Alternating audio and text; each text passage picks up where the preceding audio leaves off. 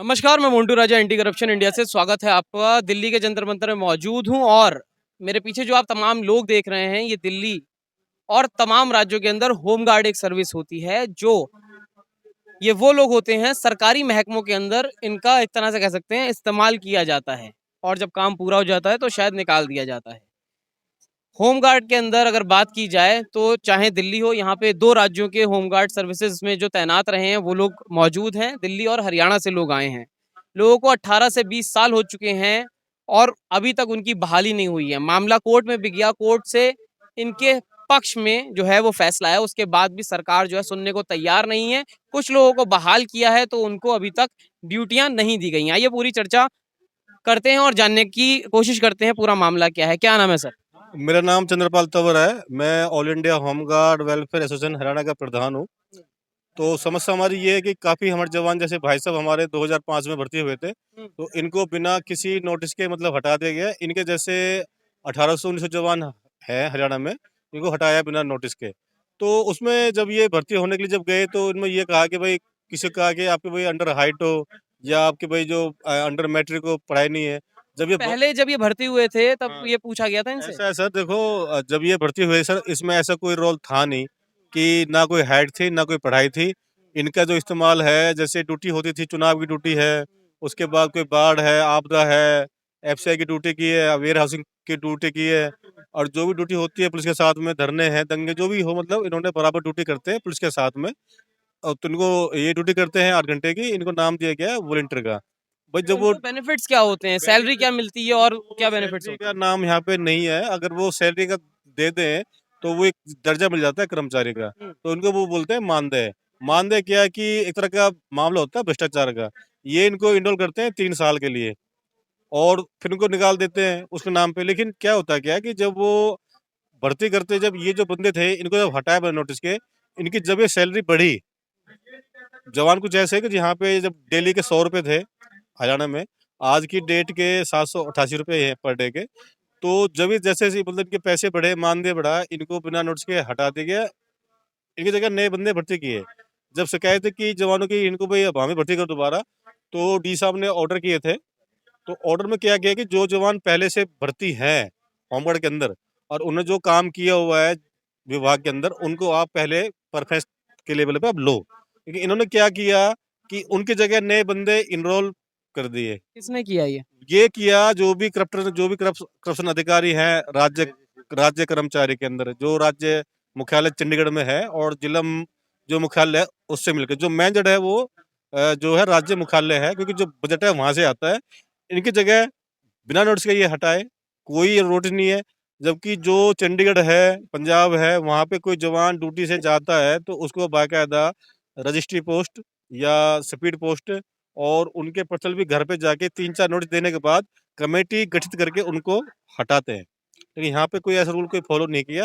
आपने इसका ज्ञापन पहले भी दिया होगा, पर आप 20-20 साल होने आ रहे हैं कि 18 साल हाँ, होने हम जा रहे जैसे हैं। दिल्ली के साथ आए हैं तो दिल्ली जो हमारे जो सेम समस्या दोनों की है, काफ़ी जवान कोर्ट केस से जीते हुए हैं और काफ़ी जवान कोर्ट के अंदर हैं और कोर्ट के ऑर्डर भी नहीं माने। समस्या दिल्ली की वही समस्या ये है, ये समस्या हरियाणा में है कि मैं जो है मतलब भ्रष्टाचार है, मतलब ये चीज़ें हैं। क्या नाम है, कहाँ से हैं? मेरा नाम Suresh Kumar Kaushik, all India home guard welfare association का दिल्ली प्रदेश अध्यक्ष। आप दिल्ली से हैं। तो दिल्ली में तमाम ये देखा गया था, अरविंद केजरीवाल की सरकार थी, उसी के अंतर्गत आप लोग आते थे? नहीं, ये अरविंद केजरीवाल की तो आबादी सरकार, ये 1940 में बनाई गई थी होमगार्ड।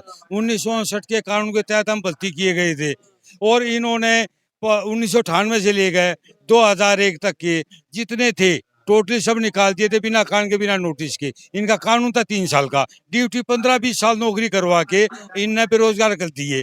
हम 22 सालों से, आज से नहीं है, 22 सालों से हमारा यहाँ जंतर मंत्र पर धरना प्रदर्शन करते आ रहे हैं, हम ज्ञापन देते आ रहे हैं। कोर्ट का फैसला आप लोगों के पक्ष में कब आया है?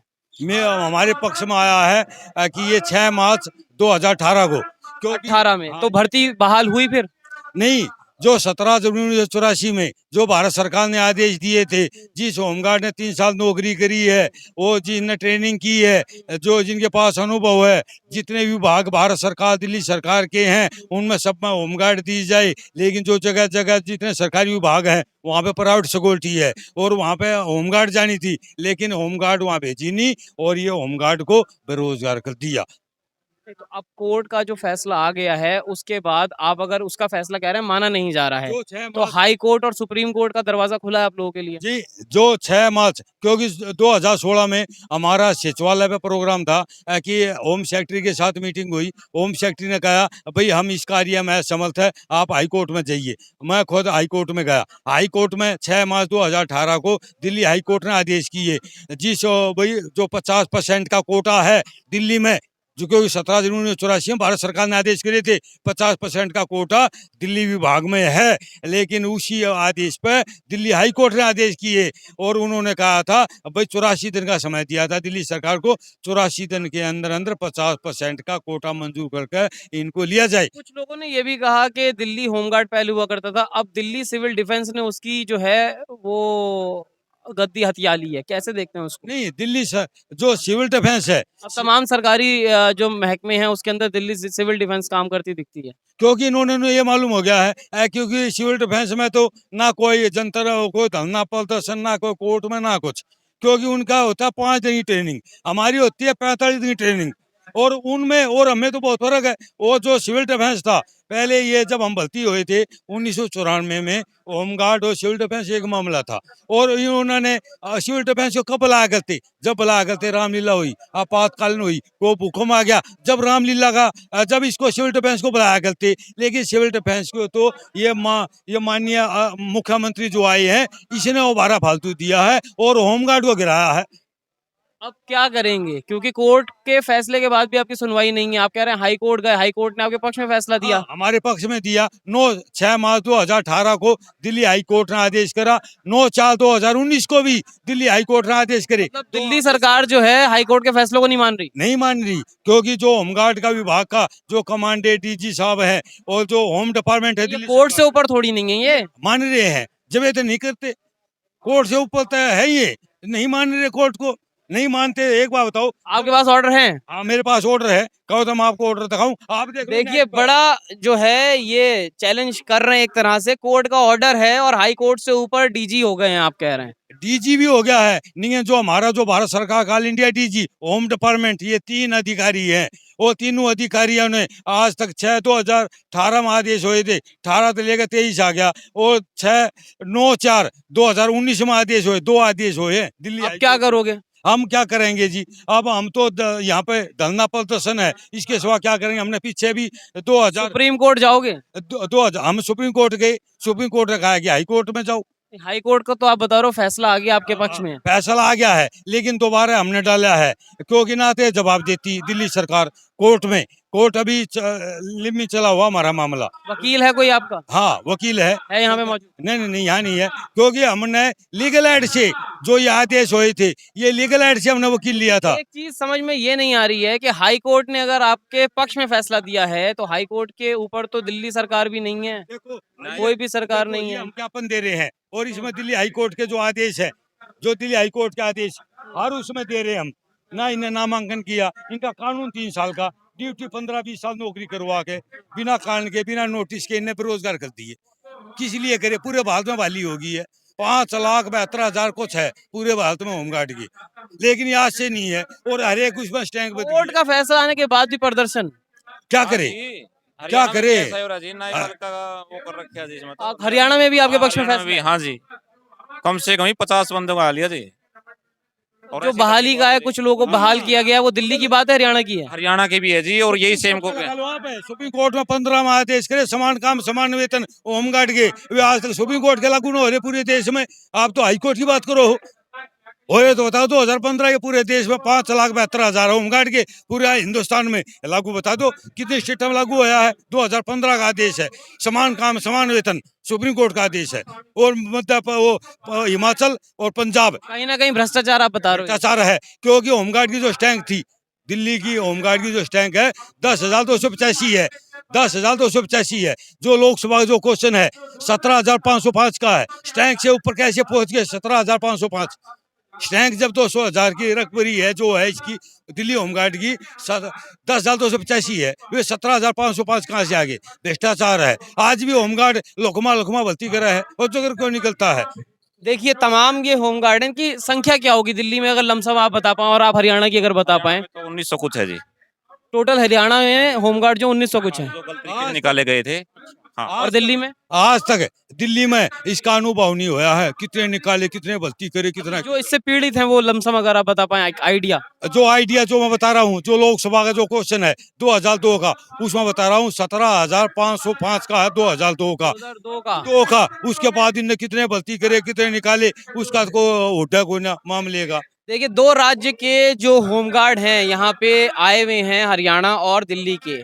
कोर्ट से ऑर्डर है इनके पक्ष में, हाई कोर्ट का जो ऑर्डर बता रहे हैं इनके पास है, लेकिन दिल्ली सरकार और जो तमाम जो अधिकारी बैठे हैं वो कोर्ट का ऑर्डर नहीं मान रहे हैं। ये अपने आप में जो है वो सवाल है कि अगर हाई कोर्ट का ऑर्डर इनके पक्ष में है तो उसके बाद जो है क्यों नहीं इनकी बात सुन रही है। क्या आपने सरकार के किसी मंत्री और मुख्यमंत्री से मिलने की कोशिश करी? नहीं, हमारे मुख्यमंत्री से माननीय मुख्यमंत्री अरविंद केजरीवाल जी से कई बार मीटिंग हुई हुई है? हुई है। हाँ। पहले तो आपने कहा कोर्ट का ऑर्डर नहीं मान रहे? 2013 में हम क्यों गए थे? भ्रष्टाचार के कारण गए थे। जो आंदोलन में शामिल हुए थे हम इसीलिए हुए थे। कोर्ट का ऑर्डर आपके पक्ष में आया, ये आपने बताया अरविंद केजरीवाल को? क्या कहा अरविंद केजरीवाल ने? क्या बार बार मैं दिला रहा हूँ, ये क्या पन दिला रहा हूँ? आप जब मिले तो आपने कहा कि मेरे पक्ष में, हमारे पक्ष में। उससे पहले ऑर्डर ना हुए थे, वो 2016 से पहले मिले थे। 18 में ऑर्डर आए, ये 18 में ऑर्डर आए हैं।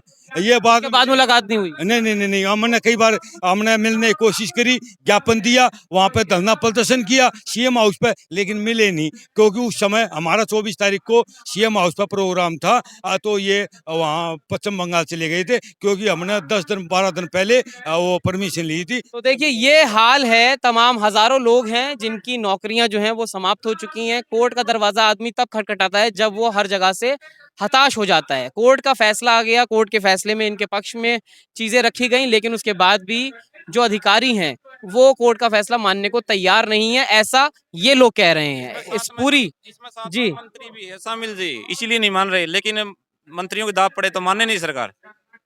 हमारा जो भी होता है एलजी हाउस पर जो होता है प्रोग्राम होता है, कई बार मीटिंग हो चुकी है, लेकिन मीटिंग जब एक राजपत्र है 5/6/2008 का राजपत्र है, राजपत्र के ऑर्डर एलजी साहब के चले हैं, राजपत्र पर ऑर्डर एलजी साहब के चले हुए हैं। और उसके में एक कमेटी बनाई गई थी, जो 1959 में जो भर्ती हुए थे उसके लिए कमेटी बनाई गई थी। जो पटियाला हाउस कोर्ट का जज था वो नियुक्त किया गया था, इनका जो नो मैट्रिक है उनका समाधान किया जाए, लेकिन उस कमेटी ने भी कुछ नहीं किया।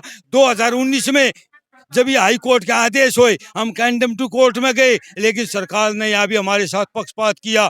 जब हाई कोर्ट के ऑर्डर हमारे और इन्होंने 2019 में जो मार्शल में लिए गए हैं, जो डीटीसी में लिए गए हैं, वे लिए गए 10वीं पास ले लिए। जो 1980 में 95 में जो 8वीं पास लगे हुए थे उस टाइम 8वीं पास का था। जो 90 में जो 8वीं पास थे, जो 10वीं पास होते तो केरा कौन कौन से विभाग में जाते। तमाम जो है सब अपनी चीजें बता रहे हैं। इस पूरी चर्चा पे आप क्या सोचते हैं, क्या आपकी राय है?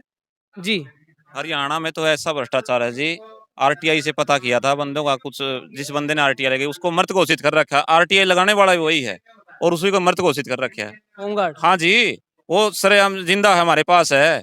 और मतलब आत्मा ने भूत ने लगा दी। हाँ, वो जिंदा है। अभी 2 केस है जी, एक फतेहाबाद में है और एक बयानी में।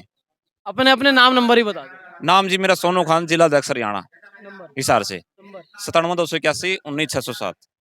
हरियाणा वाले संपर्क कर सकते हैं। कोई अधिकारी अगर जो दावा कर रहे हैं, सोनू जी जो आरोप लगा रहे हैं, और ऑन ड्यूटी कर रहा है जी, और तनख्वाह भी वाली उसको करा बिठा ये रखा है दिल्ली से हैं, क्या नाम है, नाम और मोबाइल नंबर? मेरा नाम Suresh Kumar Kaushik, all India home guard welfare association Delhi प्रदेश अध्यक्ष, 95 99 07 99 12।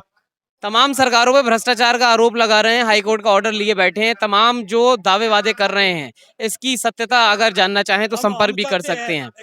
और इस पूरी चर्चा पे क्या सोचते हैं, क्या राय है, कमेंट द्वारा साझा करें। अगली अपडेट के साथ आपके सामने फिर प्रस्तुत होंगे। नमस्कार।